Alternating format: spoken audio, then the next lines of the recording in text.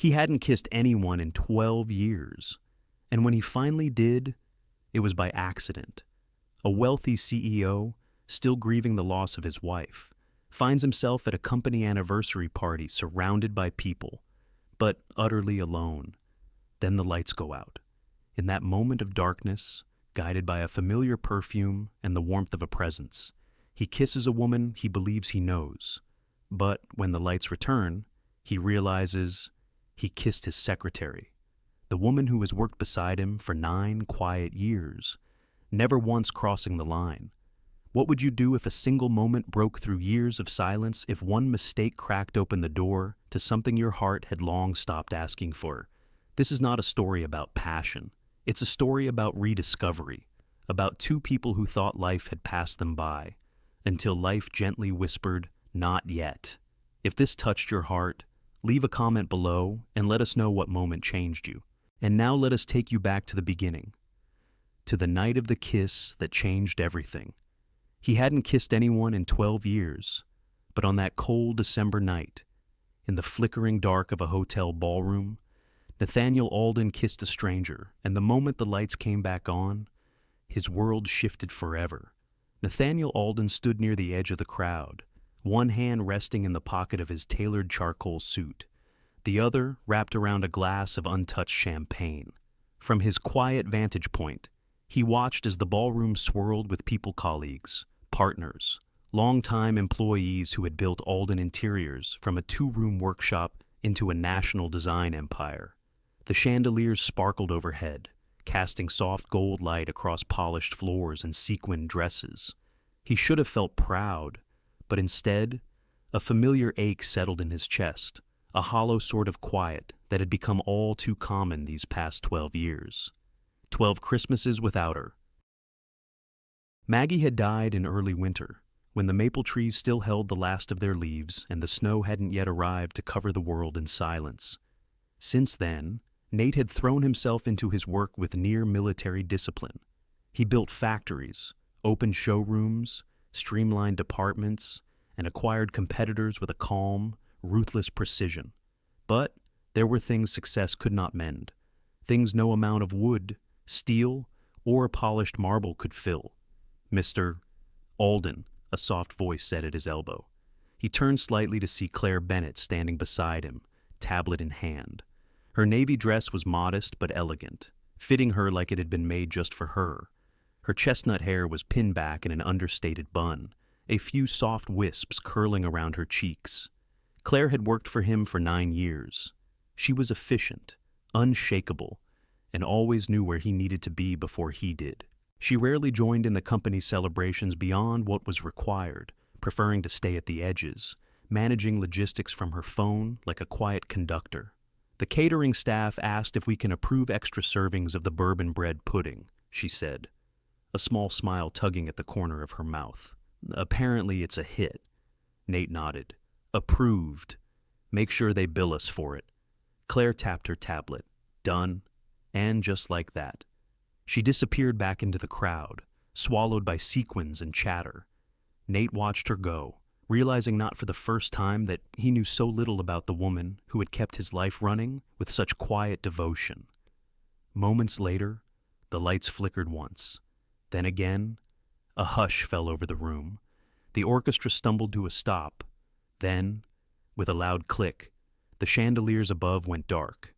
The ballroom plunged into shadow, save for a few emergency sconces casting amber glows near the exits. There was a collective murmur of surprise, followed by laughter. Someone near the stage shouted, "Romantic, isn't it?" And the string quartet, ever professional, resumed playing, this time something softer, sweeter. Couples chuckled and leaned into one another. In the dimness, identities blurred, movement slowed, shadows shifted like memory. Nate exhaled. The darkness cloaked him in something almost peaceful. He closed his eyes, letting the music wash over him. A waltz. Maggie had loved waltzes. He turned, almost instinctively, drawn toward a quiet corner where a few guests stood chatting, their faces half lit. And then he saw her. A woman in navy. Alone. Graceful. familiar in a way that sent a tremor down his spine. He didn't think. His body moved before logic could catch up. He reached gently for her hand. She startled slightly but didn't pull away. He stepped closer, guided by a memory more than sight. And then, without a word, he bent his head and pressed a kiss soft, warm, tentative against her lips. It was a moment, barely a breath. But in that breath, something in him cracked open. Her hand gripped his for half a second longer than necessary. Then snap. The chandeliers flared back to life, and everything changed. She was looking up at him with wide, stunned eyes. Claire, his assistant, the woman he had just kissed. They both froze. Nate's breath caught. Her lips were still parted, her cheeks blooming with heat. For a second, neither spoke. Around them, the ballroom returned to its usual rhythm, people laughing, clinking glasses, pretending nothing had happened. But between them, everything had... Claire blinked, then stepped back. I should check on the kitchen, she said quickly, voice tight. She turned before he could answer, disappearing through a side door. Nate stood in the center of the room, rooted to the spot. The champagne in his hand had grown warm.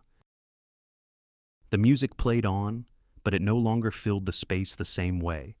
He had kissed someone, for the first time in 12 years.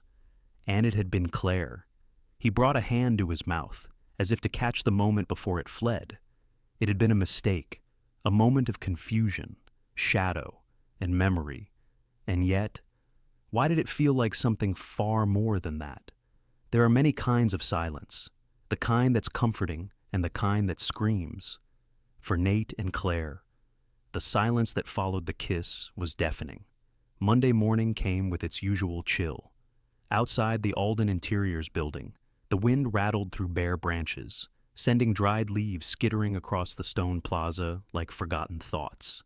Inside, the elevators hummed, polished shoes clicked across marble floors, and the usual Monday bustle filled the hallways except in one office on the 19th floor, where everything felt unusually still. Nathaniel Alden sat behind his desk, a cup of untouched coffee cooling beside him, staring absently through the frosted glass wall that separated his office from the open floor. Claire's desk, always neatly arranged, always punctual, was empty. She hadn't called in sick, hadn't sent a message, just didn't come in. At 9:12, her name popped up in his inbox. Subject PTO request, 4 days, no explanation. He stared at the email for a long time, rereading the words that weren't there. No greeting, no hope your day is going well, no warm sign-off, just the standard request, typed with surgical precision as if she'd copied it from the HR handbook, detached, cold. He approved it, of course, immediately. He always trusted her to manage her time, but that didn't stop the ache that settled low in his chest, like a dull weight pressing against something he'd only just started to feel again. Tuesday was worse. Claire had always been a quiet presence, never loud, never seeking the spotlight, but now, her absence echoed louder than any raised voice. The usual rhythm of the office was off. Nate noticed every small thing. His calendar, normally filtered through her intuitive rearranging, felt clunky and abrupt. Meetings felt longer. The coffee in his travel mug had the wrong ratio of cream to sugar. Even the lights in the conference room felt too bright. But mostly, it was the chair.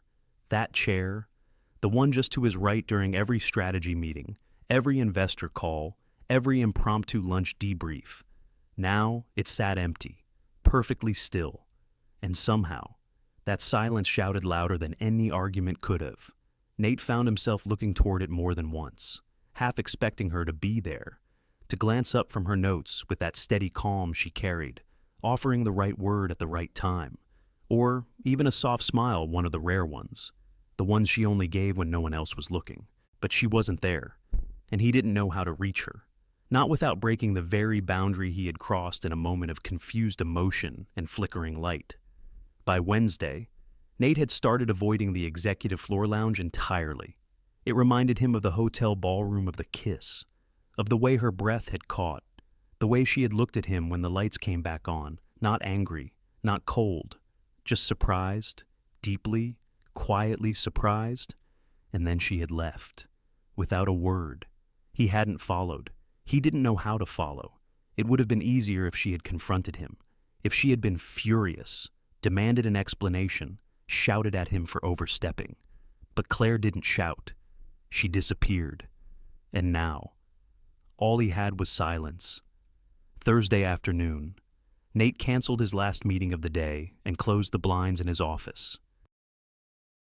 The winter light outside was fading, turning the sky a smoky blue that reminded him of dusk in upstate New York, where he and Maggie used to spend weekends by the lake. He hadn't thought about that cabin in years. He opened his laptop, drafted an email. Claire, I want to apologize for Friday night. That moment, it wasn't planned. It was a mistake. Not because it happened, but because it happened that way. In the dark, unexpected, without context. You've always meant more than your job title to this company, and to me. He stared at the blinking cursor, then backspaced, slowly. He tried again. Hi, Claire. Just wanted to check in. Hope you're doing okay. Let me know if you need anything. Too casual, too empty. He deleted that one too. Another try. Claire, if I've made you uncomfortable in any way, I'm sorry. His fingers hovered over the keyboard. But again. Delete. Nothing felt right. Because the truth was, he didn't know what he wanted to say. He didn't even fully understand what he was feeling. The kiss had been real, soft, brief, but real. It had stirred something in him he thought had long since gone quiet, a longing he didn't yet have words for. But perhaps Claire didn't feel the same. Perhaps, for her, it had been a line crossed, and the silence was her answer. He shut the laptop. The room was darker now, quieter. He glanced at the chair again, still empty, still waiting. And for the first time in a long time, Nathaniel Alden felt unsure, sometimes, to face the truth. You need to step away from the noise. That's what Nate thought when he invited Claire to the lake house. A quiet place might soften the tension, maybe even help him understand what he still couldn't name. It had been 4 days since Claire walked out of the ballroom without a word. 4 days since that brief, mistaken kiss in the dark. 4 days of quiet that said too much. When Claire returned to the office on Monday morning, she looked rested but distant. She wore a deep green sweater, her hair loosely pulled back, and her usual calm was in place, but her smile didn't reach her eyes. Nate, unsure of how to bridge the gap between them, defaulted to structure, control, routine. We're behind on the end-of-year transition documents, he told her, not looking up from his calendar. I was thinking, we could work through it over a few days at the cabin. Claire blinked, caught off guard. The lake house, she asked, cautiously. Yes. Quiet. No meetings, no distractions. Just finishing things. He didn't say, and maybe talking. He couldn't. She hesitated just a moment too long, but then nodded. All right, she said simply. If that's what's needed. The drive north was quiet. Early snow had blanketed the countryside in soft white, and the sky had the stillness only December could offer. Nate kept his eyes on the road. Claire looked out the window, watching the trees pass like silent sentinels. The lake house, built of pine and stone, sat at the water's edge like a forgotten hymn. Nate hadn't been back in nearly 2 years. Not since the last winter he'd come alone, trying to write out a speech and ending up staring at the frozen water for 3 days straight. It had once been a happy place. He opened the door and let Claire walk in first. The scent of wood, dust, and something faintly floral hung in the air. Old books lined the shelves. The fireplace stood cold and empty. And on the mantel, framed in wood, was a photo of a smiling woman with soft gray eyes. Claire noticed it immediately. She didn't say a word. Nate followed her gaze.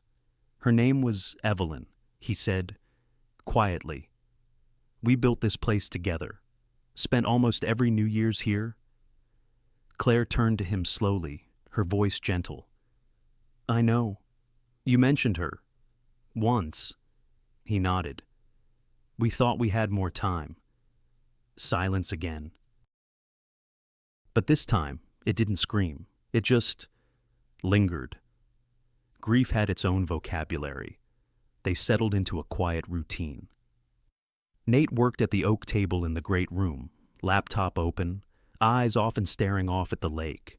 Claire took the guest room, made coffee each morning, and kept to her lists. They spoke only when necessary, until Wednesday afternoon. Claire had gone into the kitchen to look for a pan. She opened a drawer too quickly, and a photo album slid off the shelf above the counter, falling open on the floor.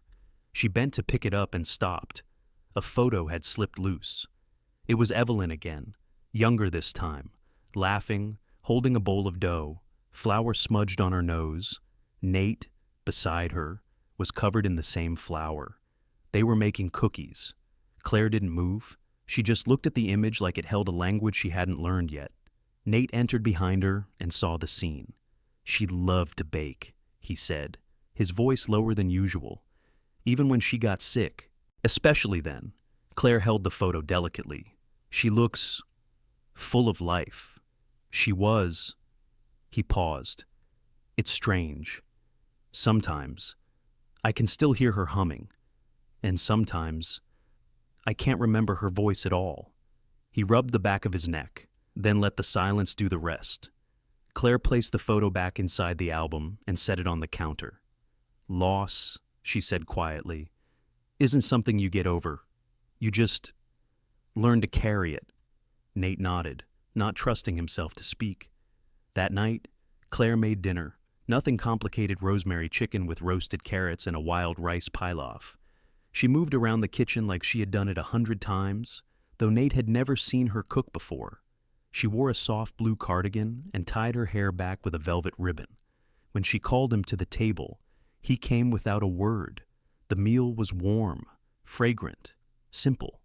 Nate took a bite and looked down for a long while. "I'd forgotten," he said softly, "how comforting home-cooked food can be." Claire smiled just slightly. "Sometimes," she replied, "quiet meals can say the things we're too afraid to." They ate in near silence, but it wasn't heavy, it wasn't empty, it was peaceful. Nate hadn't felt that in years. And as the snow began to fall again outside, blanketing the lake in soft stillness, something in him started to settle. Healing doesn't always arrive with fanfare. Sometimes it slips in with the smell of coffee and the sound of silence shared. The mornings at the lake house moved slowly, like honey on a spoon. Outside, the frozen lake sat untouched beneath a blanket of snow, the trees still and silent like a congregation waiting for a hymn. Inside, warmth gathered in corners rising from the crackling hearth, seeping from mugs filled with dark roast, and lingering in the quiet between two people who didn't quite know how to be together again. Nathaniel woke first. Always had. Even after retirement from the constant hum of CEO life, his body still obeyed the rhythm of early mornings. By the time the sky hinted at light behind thick curtains, he'd already put the kettle on, fed the 2 fat squirrels that kept showing up near the porch, and made enough noise in the kitchen to be polite but not enough to wake her. Claire usually emerged just after the first pour. She never looked rushed, wrapped in a long knitted cardigan, her hair loose and soft at her shoulders. She carried the quiet confidence of someone who knew how to move gently through a day. They didn't talk much at first, just 2 mugs steaming between them, books half read on their laps, the occasional turning of a page or shifting in a seat. The silence wasn't awkward, it was intentional, and slowly, morning after morning, it became familiar, then comforting, then something they both quietly looked forward to. On the 3rd day, Claire found something new at her usual spot, a worn paperback with a faded cover and a folded note tucked inside. A man called Ove. He reminded me of someone, grumpy on the outside, soft center. N. Claire smiled before she realized it. The kind that reaches the eyes and disappears just as quickly. She held the book in her hands like a gift she hadn't known she needed. She took her seat by the window. Nate sat across from her, legs crossed, reading glasses perched on his nose as he worked his way through a biography of Eleanor Roosevelt. They didn't speak, but the air had shifted. Later that afternoon, Claire stood by the bay window, arms crossed, watching the sky darken earlier than expected. The sun had barely touched the horizon, and already dusk pressed against the panes. She spoke quietly, almost to herself. You ever notice how snow makes everything feel softer? Nate glanced up from his notes, like a hush falls over the world. Claire nodded. When I was little, I used to pretend snow was the sky's way of telling us to slow down. He smiled. You were a poetic kid. I was, she admitted, used to write and paint. That last word came out so unexpectedly she almost winced hearing it. Nate closed his notebook. You painted. Claire kept her eyes on the falling snow. Yes, watercolors, oils too, when I could afford them. Mostly portraits and little things. People at coffee shops, landscapes out my bedroom window. He didn't press. She finally turned toward him. I stopped around 32, packed it all away when life needed to be practical. Nate understood that kind of decision. His own dreams playing piano, learning to build furniture, taking road trips with Evelyn had been buried under decades of meetings, stock reports, and shareholder pressure. What made you stop? He asked gently. Claire gave a small shrug. I got married. He didn't think painting was realistic. I got a job, paid the bills. Then came the divorce. After that, it just felt far away, like it belonged to someone I used to be. She looked down at her hands, fingers now used to typing emails and writing schedules, not holding brushes. I haven't painted in 20 years. The number sat between them like a guest neither had invited. Nate stood without a word and disappeared into the hallway. When he returned, he was holding a small, leather-bound sketch pad and a tin box of charcoal pencils. He offered them without flourish, placing them gently in her lap. Found them in Evelyn's writing desk. She used to write letters she never sent. He gave a soft chuckle, a whole drawer full of them. Claire opened the sketch pad. The pages were thick, the kind that welcome mistakes and second chances. Maybe, Nate said, looking at her steadily. It's time. She traced a fingertip over the first blank page. Her throat tightened. I wouldn't know where to start. You don't need to, he said. Just begin. That night, Claire made her grandmother's tomato stew rich, slow-cooked, laced with thyme. Nate opened a bottle of red from a vineyard he used to visit with Evelyn. They ate slowly, savoring flavors and silences. Nate complimented the food. Claire deflected. He told her again. This time, she smiled without looking down. After the dishes were cleared and the fire re-stoked, Claire lingered in the study with the sketch pad. She didn't draw, not yet, but she flipped through a few pages, tapped the pencil absently, let the muscle memory return in bits and pieces. Nate watched from the armchair, reading glasses abandoned, book closed in his lap. He didn't say a word, but he didn't look away, either. It wasn't the cold that knocked her down. It was the sudden rush of memories and the fear of what she was starting to feel. The wind outside had picked up, whistling low through the pine trees like an old song no one remembered the words to. Inside the lake house, the fire burned steady. A pot of soup simmered softly on the stove, and the scent of rosemary and garlic warmed the air. Claire stood at the kitchen counter, peeling carrots for the evening stew. She moved slowly, methodically, her thoughts still lingering on the sketch pad she'd held the night before. The blank pages had stirred something in her, a quiet ache for the person she used to be, the part of her that painted sunlight through lace curtains and the curve of a stranger's smile in a cafe window. That part hadn't died. It had only been buried. She set the knife down, gripped the edge of the counter.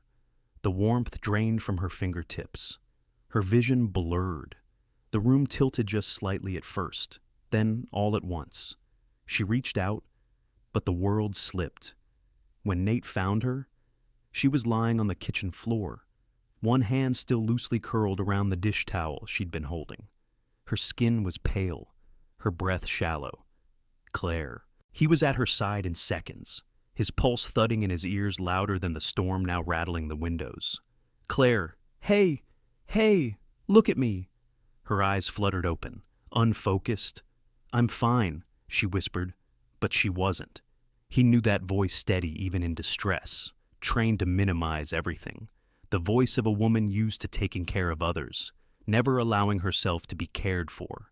Nate slid one arm under her knees, the other behind her back, and lifted her carefully. She was lighter than he expected. You're not fine, he said gently, his voice more firm than it had been in years. He carried her to the guest room and laid her down with care, pulling the quilt over her body before disappearing into the kitchen to grab a wet cloth and a glass of water. His hands moved with quiet urgency, controlled, but trembling slightly. When he returned, she was awake, but weak. Low blood pressure, she murmured. It happens sometimes. I didn't eat much today. He handed her the water.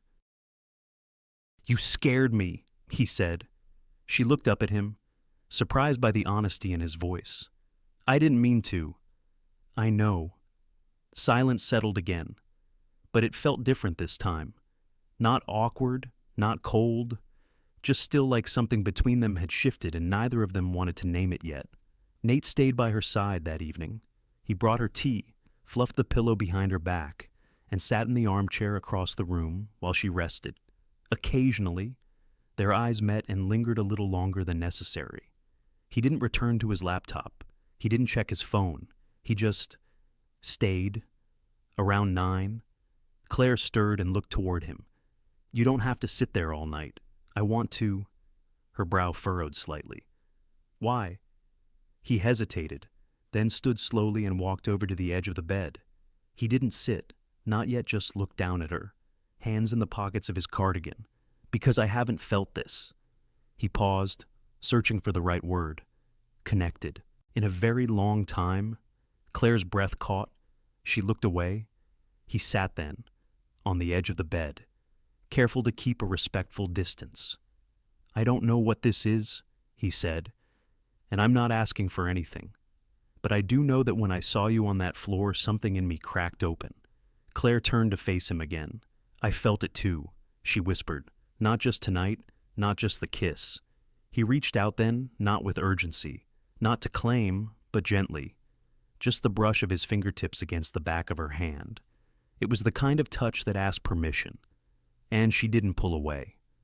They stayed like that for a long time, hands resting lightly between them. The room silent except for the wind outside and the soft creak of old wood settling. Claire didn't sleep deeply that night. Dreams hovered just beyond reach. Memories of her old art studio, of mornings with paint-stained fingers, and the quiet way her husband had once looked at her. Before he'd stopped seeing her altogether, she woke before dawn. The sky outside the window was still dark, a thin layer of frost creeping across the panes. She rose slowly, walked to the small bathroom, and turned on the light. The woman in the mirror looked tired, but not hollow. Her cheeks held color again.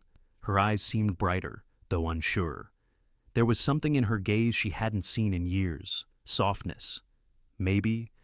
Or hope. She studied her own reflection, fingers brushing a strand of hair behind her ear.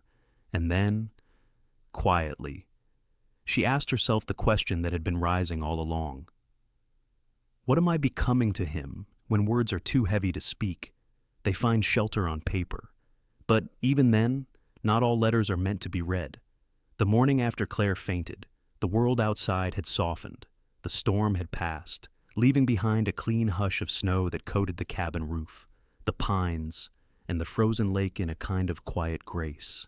Inside, the air was warm again, not just from the firewood Nate had stacked at dawn, but from something else, something more difficult to name.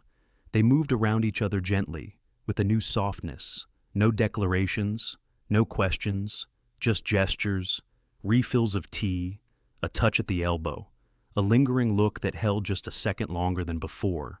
But inside Nate, the words began to gather. They always did. Eventually. He waited until Claire was out on a short walk, her strength still not fully returned, but her stubbornness stronger than any advice to rest.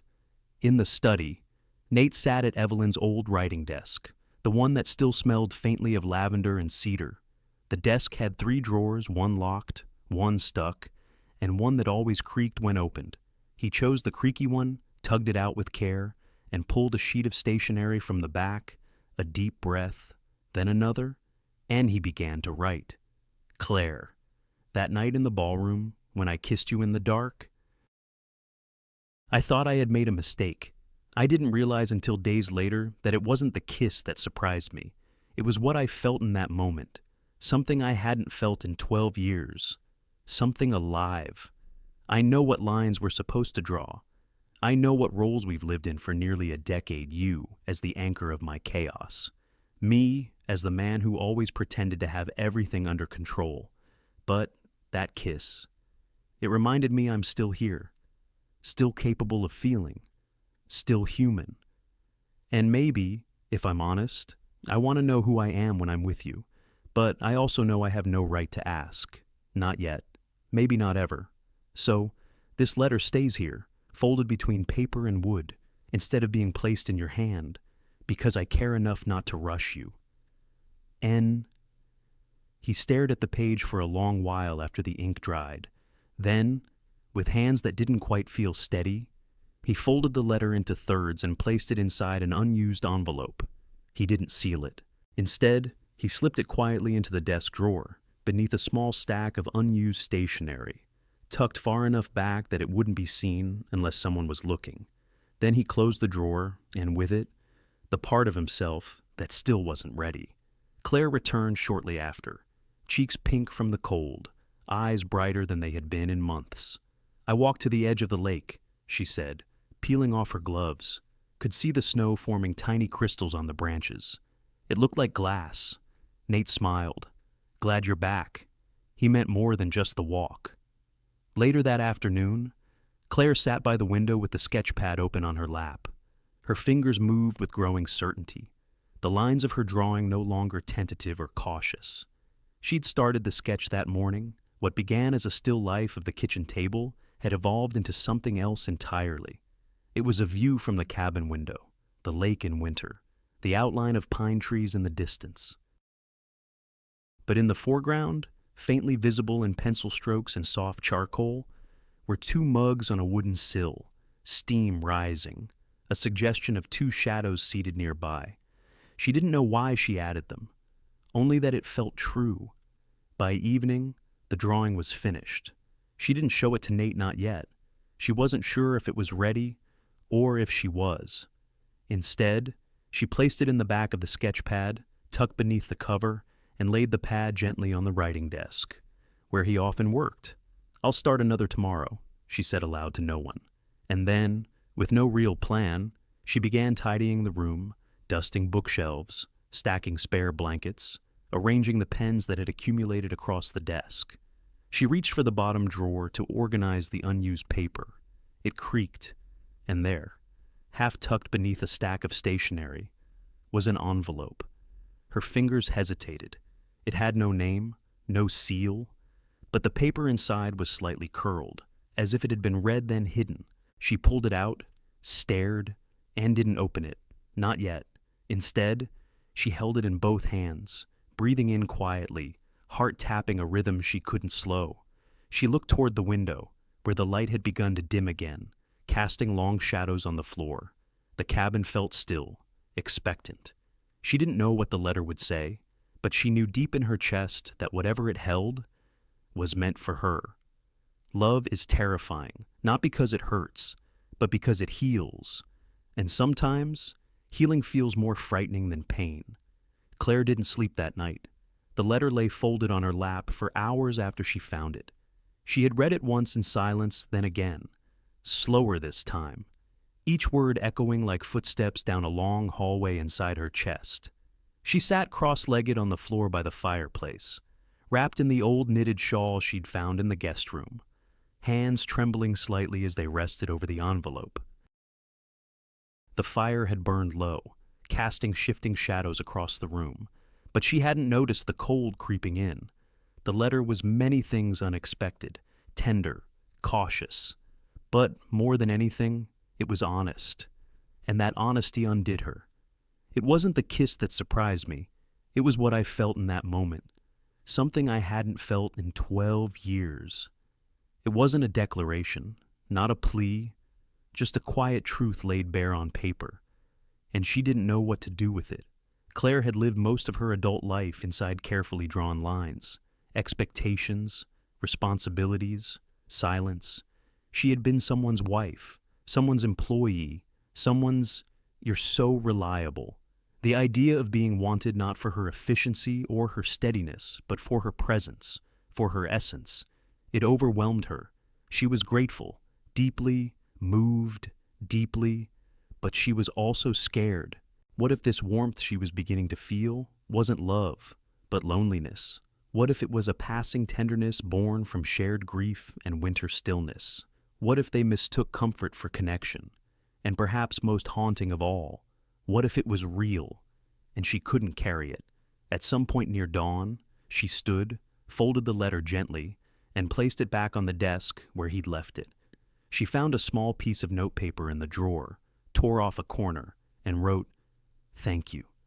I needed to feel again." She left it beside the letter. Then, quietly, deliberately, she began to pack.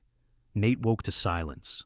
Not the soft, shared kind they had grown used to, but the kind that felt empty, stretched thin, unfinished. There was no coffee brewing, no teacup on the windowsill, no slow shuffle of slippers on hardwood floors. He checked the guest room. Empty. Her bags gone. The pillow on her bed still held the shape of her head. He walked to the study and saw the writing desk left slightly ajar. His letter was there, opened, smoothed, read, beside it, her note, 2 short lines. "Thank you. I needed to feel again." He read it twice, and then a third time. The tightness in his chest didn't come from shock. Deep down, he had known she might leave. She was not a woman who ran, but she was one who retreated when unsure. That was the kind of strength she carried, quiet, graceful, self-protective. He sat at the edge of the desk and let the stillness wash over him. Outside, the lake was motionless, its surface glazed in a fragile layer of ice that caught the morning light like broken glass. He walked out without a coat, his boots crunching through snow as he followed the familiar path toward the dock.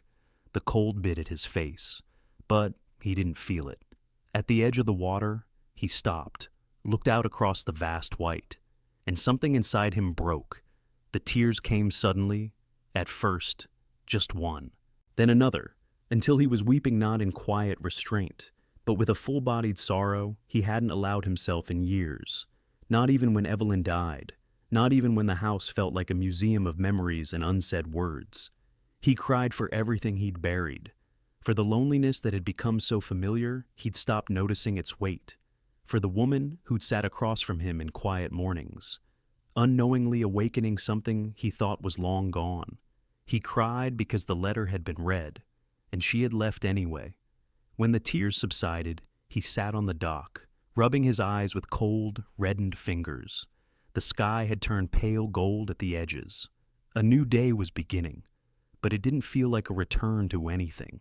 It felt like something had changed, maybe not lost, but shifted, and he couldn't go back to who he was before.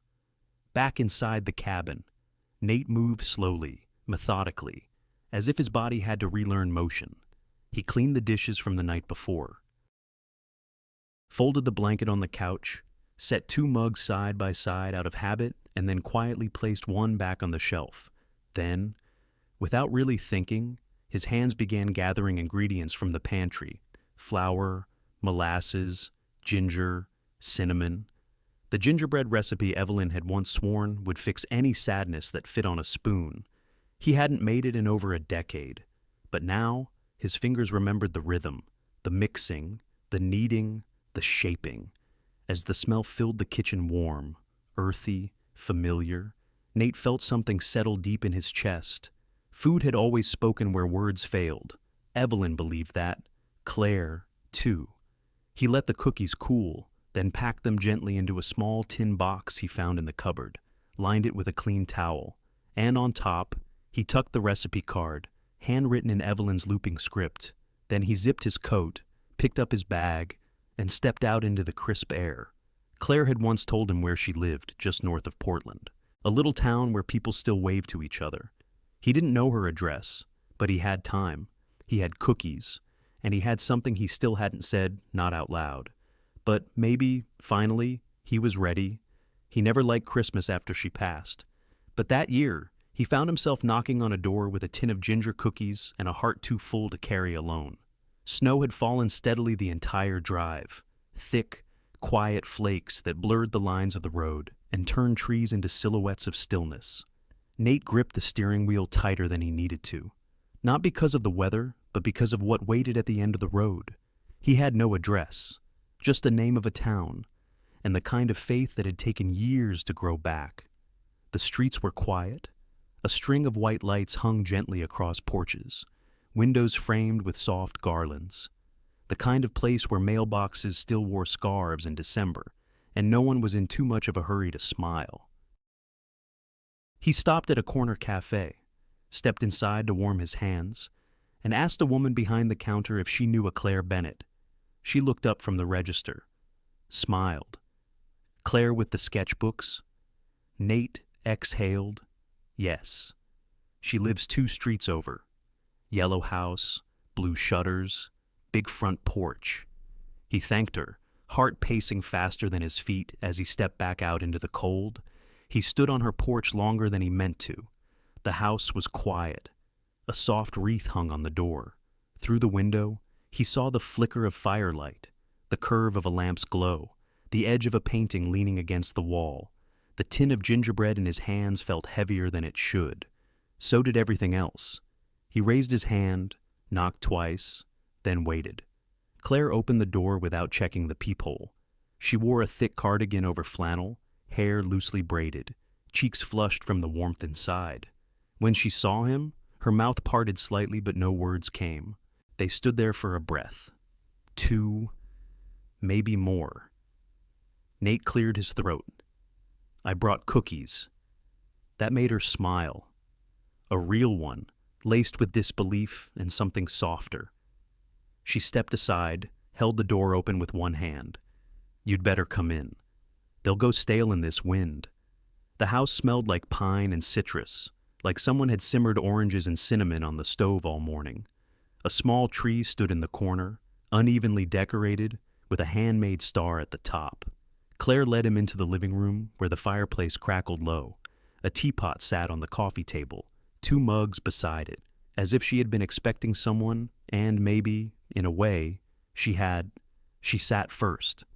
He followed. For a moment, neither of them said anything. The only sound was the shifting of logs in the hearth. Then she looked at him, more steady now. You drove all this way. He nodded. Didn't want to wonder for another year what might have happened if I hadn't. She reached for the teapot, poured 2 cups without asking. The steam curled between them like breath. He took his with both hands, let the warmth soak into his palms before speaking. I wasn't sure if you'd want to see me. I wasn't sure either, she said quietly. But I'm glad I do. That made something loosen in his chest. They sat in silence again, but it was a different silence now. One filled with memory and possibility, not absence. Claire glanced toward the tin on the table. You made these, I did, Nate said. First time in 12 years. For me, he met her eyes. Because of you. She looked down, tracing the rim of her teacup with her finger. The flickering light danced across her face, highlighting the fine lines at her temples, the curve of thought between her brows. I read your letter, she said. I know. Claire nodded, lips parted but uncertain. Then, with a quiet inhale, she said, it was beautiful and terrifying and true. He leaned forward, resting his hands on his knees. I don't want to pretend anymore. Her eyes flicked up, meeting his. I spent too many years pretending I was fine. That silence was safer. That nothing hurt because I refused to feel it. But the truth is, I've been lonely. Claire, and the days here with you, they were the first ones that didn't feel hollow. Her throat tightened. She hadn't prepared for this, not for the steadiness in his voice, not for the way it made her chest ache. She whispered, "Neither do I." For a moment, nothing moved.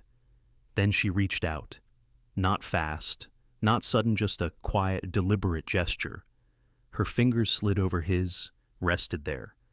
A touch not of desperation, but of choosing. Not "I love you," not yet, but something that lived in the same house. Stay. They didn't speak much after that. The fire needed tending. The cookies were opened. They sat together on the couch, legs not quite touching, mugs warming their hands while the snow continued to fall softly outside. Claire glanced toward him as he looked at the tree. "I didn't decorate the top half," she said. "Too short." He smiled. "I'll take care of that tomorrow." It wasn't a plan, it was a promise. Love, at this age, isn't about grand gestures. It's about choosing each other over and over, even in the quiet. The cabin became a rhythm, not a retreat, not an escape, just a place where time softened, where mornings began with the sound of birdsong and the scent of fresh coffee, and where no one needed to ask for permission to simply be.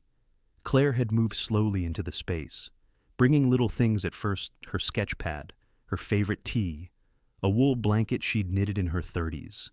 Nate made no demands, offered no timelines, only space and warmth. By that winter's end, there were 2 toothbrushes in the drawer, 2 pairs of slippers by the door, 2 lives, carefully lived, now quietly braided together. They never spoke of marriage. They didn't need to. In early spring, Nate surprised Claire with a proposal she never saw, coming not one with a ring, but with a folder. Inside were the documents for a new nonprofit foundation, the Bennett Alden Arts Fund. Its mission was simple support, local artists, particularly women over 40 who had once dreamed in color but had traded in their brushes for paychecks, parenting, or the pressing weight of reality. Claire had stared at the folder in silence, hand pressed to her chest. "You once told me," Nate said, "that painting had belonged to someone you used to be. I think it still belongs to who you are now, and I want others to find their way back too." Tears had sprung to her eyes. She nodded, couldn't speak, just reached across the table and squeezed his hand. By summer, Claire was teaching again, but not in a school. She ran weekly workshops in the back room of a bookstore, where the windows overlooked a tiny garden and the walls smelled of old paper and lavender oil. Her students were women with laugh lines, reading glasses, and hands that trembled at first when they held a brush. They painted wildflowers, their childhood homes, portraits of people they hadn't seen in decades. And in the quiet moments between brushstrokes, they told stories about love that had faded, love that had endured, and the love they were learning to offer themselves again. Claire never stood at the front of the room like a teacher. She sat beside them, apron stained, fingers smudged with charcoal, reminding them gently that art wasn't about perfection. It was about presence. Nate, in his own way, had found a rhythm too. He began baking more seriously at first, just for Claire, then for neighbors, then for the town's annual charity fair. By fall, his ginger cookies had a small following, and his name was scribbled in Sharpie on the community center's sign-up sheet for every bake sale. But it wasn't the baking that grounded him. It was the way people gathered around the table after, the way conversation replaced boardroom briefings, the way laughter spilled across coffee mugs and cloth napkins, the way Claire always stood in the doorway afterward, arms crossed, watching him with a smile that said, "You didn't think you'd like this, did you?" And he never had to answer. They returned to the lake house every winter. It became their ritual, their season of stillness. No schedule, no foundation meetings, no town events. Just fireside mornings, long walks in snow-crunched silence, and dinners lit by lamplight and laughter. Sometimes they painted, sometimes they didn't. Sometimes Nate would read aloud, while Claire rested her head on his shoulder, the warmth between them needing no words. It was a life without urgency, a life of choosing. One morning, as the last frost melted and the first buds pushed their way through the earth, Claire stood in the studio room Nate had built off the back of the cabin. The space had wide windows and paint-stained floorboards. It smelled of turpentine and pine. She stepped back from the canvas. The painting had taken weeks, maybe years. In a way, it showed a winter ballroom, soft lights strung above, shadows dancing across the floor. In the foreground, two figures stood facing one another. Their features were only gently defined, but the feeling between them was unmistakable recognition. Quiet astonishment, the kind of pause that becomes a beginning. In the bottom corner, she signed her name, and beneath it, in small, deliberate script, she wrote the title, The Mistake That Wasn't. That evening, as the sun dipped low over the lake, Nate brought in dinner, herb chicken, roasted carrots, a small chocolate tart she hadn't asked for but had been craving. He set the plates down and turned to see her watching him, eyes bright. "You look like you've just finished a good chapter," he said. "I did," she replied. "Want to see?" He followed her into the studio, stepping quietly behind her as she pulled the cloth back from the easel. He looked at the painting for a long time. When he finally spoke, his voice was low. "It wasn't a mistake," he said, "not for 1 second." Claire turned toward him, the lines of her face softened by the fading light. "I know." 5 years later, he still kissed her like it was that night in the dark, except now. There was light everywhere. The lake house hadn't changed much. Winters still came with quiet snow and creaking wood floors. Summers still brought blooming wildflowers and children's laughter echoing through the pines. But inside, everything was different now, fuller, warmer, alive in ways it had never been before. Nathaniel Alden was 73. His hands were slower now, his steps measured. But his heart felt younger than it had in decades. And the reason for that, as always, was sitting across the breakfast table, stirring her tea with that same graceful, absent-minded motion he'd watched her do for years. Claire Bennett, now 67, had silver threading her dark hair and a laugh that still caught him off guard. Her paintings lined the walls of local cafes, libraries, and one small gallery in Portland. She never signed them with flourish, just C, B in the bottom corner. But people knew, and the women she taught every week, they knew too. They'd built a life that looked nothing like the ones they'd once imagined, and yet it fit them perfectly. The Bennett Alden Arts Fund had grown into something more than a foundation. It was a community. Retired teachers, widows, former nurses, and quiet dreamers filled its studio spaces every season, painting, sculpting, sharing stories over warm cider and paint-streaked aprons. Claire taught 2 classes a week now, usually on Tuesdays and Fridays. Nate handled the paperwork, the fundraising events, and most importantly, he baked. His ginger cookies had become a symbol of comfort, passed around with tea and gratitude like something sacred. He never called himself a teacher, but to many, he was exactly that. That particular Friday in October, the air had shifted. The first real chill of fall settled into the bones of the cabin. The trees along the lake blushed with red and amber, and Nate woke early to knit. Yes, knit. He'd learned after much teasing and many failed scarves. But this one was just right. Deep green with hints of gold, soft, warm, the exact color of the pines behind Claire's studio.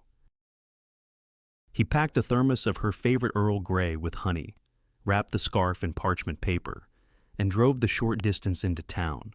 The studio was quiet when he arrived. It was the end of class.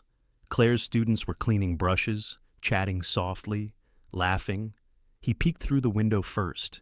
She was leaning over one of the canvases, offering encouragement, her voice low and kind. He waited until she stepped outside, arms folded against the breeze. She looked up and smiled when she saw him. "You always show up when I need warm hands." He handed her the tea. She smiled wider, then gently unwrapped the scarf. "Oh, Nate, I know it's not perfect. It's exactly perfect," she said, pulling it gently around her shoulders. They stood there for a moment, bathed in the gold of late afternoon. The town behind them moved slowly, cars rolling past, leaves swirling down from the trees, the smell of something sweet wafting from the bakery across the street. Then, quietly, Nate reached for her hand. His voice dropped, not out of shyness, but reverence. "Best mistake I ever made." Claire turned toward him, eyes shimmering. She squeezed his fingers, leaned in slightly, forehead resting against his. "You still say that like it was ever a mistake." He chuckled softly, lips brushing her temple. "It just took me a little while to realize it was the best thing that ever happened." Later that evening, back at the cabin, they sat by the fire with 2 cups of cider and a blanket across their laps. Photographs lined the mantel, Nate's daughter with her twin boys, Claire's goddaughter visiting from Vermont, students from the studio holding up messy paintings with proud smiles. They talked about Thanksgiving plans, about possibly hosting both families this year, about whether the firewood needed restacking before the first snow. But mostly, they sat in silence, the kind they'd grown to love. There had been no dramatic wedding, no diamond rings, no need. They had chosen each other every day, in small and faithful ways, in shared breakfasts, in quiet forgiveness, in the way Nate warmed Claire's paint water when her hands were cold, in the way she left him notes folded between the recipe books, always signed C. Love, at this age, was not about proving anything. It was about presence. As the fire dimmed, Nate turned to her, his voice almost a whisper. "You ever miss the noise, the cities, the rush, the boardrooms?" Claire looked at him, brow lifted slightly. "You ever miss pretending not to feel things?" He laughed. "Touché." She leaned her head against his shoulder. "I think we made the right choice," she said. "I think we keep making it." Outside, the stars blinked on above the lake. The pines whispered in the wind. Somewhere far away, a train passed through the night, long and low and lonely, but not here, not anymore. Here. There was stillness. There was peace. And there was a man and a woman who had once kissed in the dark and spent the rest of their years walking together in the light. Sometimes, love doesn't come in youth, with fireworks and loud declarations. Sometimes, it returns quietly years later, in the form of someone who sees you as you are, not as you were. This story reminds us that it's never too late to begin again. Grief can take up residence in our hearts for years, making us believe that our best days are behind us. But healing has its own pace, and when it comes, it doesn't demand drama. It asks only for presence, for courage, for the willingness to let someone in again. Claire and Nate didn't fall in love with the idea of each other. They chose one another every day through tea and silence, through winter mornings and quiet sacrifices. It wasn't about passion, it was about peace. The greatest lesson here, that even after loss, after decades of routine, life can still surprise us. And love, in its gentlest form, can still find its way back. All it asks is that we stay open. Thank you for spending your time with this story. If it touched your heart, or reminded you of something you've once felt, we invite you to like, share, and subscribe to our channel. Your support helps us continue sharing stories that heal, inspire, and connect. We're so grateful to have you here.